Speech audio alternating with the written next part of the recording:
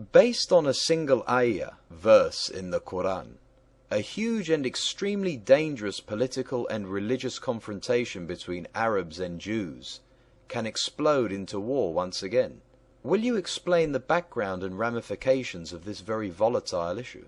I always like to make our listeners aware of facts that are not common knowledge to most people, whether so-called believers or unbelievers. That there is no mention in the Quran of the Temple of Jerusalem nor of the name Jerusalem. That every single encounter by Muhammad with the angel Gabriel, who was allegedly revealing the Quran to him, was never witnessed by either his wives nor by any of his companions. All we have, and all they ever had, are Muhammad's unverified and unsubstantiated assertions that he did. On the one hand, every single miraculous encounter of Muhammad occurred in the dead of night without any witnesses. On the other hand, the miracles that Moses performed were witnessed by the whole of the Israelite and Egyptian peoples in broad daylight. I shall address this subject linguistically and historically. Now I shall recite the single verse in the Quran upon which an incredible myth was created, the results of which reverberate 1,400 years later in the 21st century. Surah Al-Isra 17.1. Glory to Allah, who did take his servant for a journey by night from the sacred mosque to the furthest mosque, whose precincts we did bless, in order that we might show him some of our signs.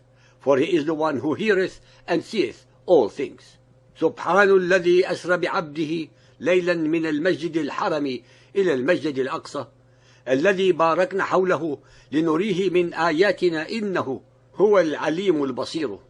The claim by the followers of Muhammad for Jerusalem as their third holiest place is founded on the interpretation of this verse. Are these interpretations true, factual, or historical? Surah Al-Isra 17.2. We gave Moses the book and made it a guide to the children of Israel, commanding, take not other than me as disposer of your affairs. Ladies and gentlemen, there is absolutely no indication as to where the Masjid al-Aqsa is. Neither is there any word or expression assuming a miraculous event. It is a simple statement that Muhammad was taken on a journey from Mecca to an undisclosed holy destination. Based entirely on this verse, it is impossible to connect this alleged event to any point on earth, let alone Jerusalem. Moreover, the very next verse jumps from the 7th century AD to the 15th century BC of Moses without batting an eyelid, although the two subjects have absolutely no relevance to each other. If the event mentioned above were truly miraculous, there would have been more verses to follow extolling and elaborating upon the subject. Nothing of the kind can be found in the Quran. No mention of Buraq, of Gabriel, of meeting previous prophets, of 7 heavens, or of Jerusalem. Al-Isra 17.104. And we said thereafter to the children of Israel, dwell securely in the land, uskunul arda. Al-A'raf 7.137. And we made the people considered weak and of no account, inheritors of land, al-ard, in both east and west lands, whereon we sent down our blessings. The fair promise of the Lord was fulfilled for the children of Israel because they had patience and constancy. By both east and west lands, the Quran affirms the biblical narrative that assigned the promised land among the 12 tribes of Israel on both sides of the river Jordan. Al-Rum 30.6. It is the promise of Allah. Never does Allah depart from His promise. Since Allah never departs from His promise, how then can the Muhammadans assert that He has done so in the case of the promised land? Are they reinterpreting the Quran to suit their agenda? But this is blasphemy. The next verse is of extreme importance, since it reveals the fallacy of the adjective furthest. Al-Rum 30.2. The Roman Empire has been defeated in a land close by. Abdullah Yusuf Ali, the translator of the Quran, explains very clearly the meaning of these verses and says, the remarkable defeats of the Roman Empire under Heraclius were not merely isolated defeats. The defeat in a land close by must refer to Syria and Palestine.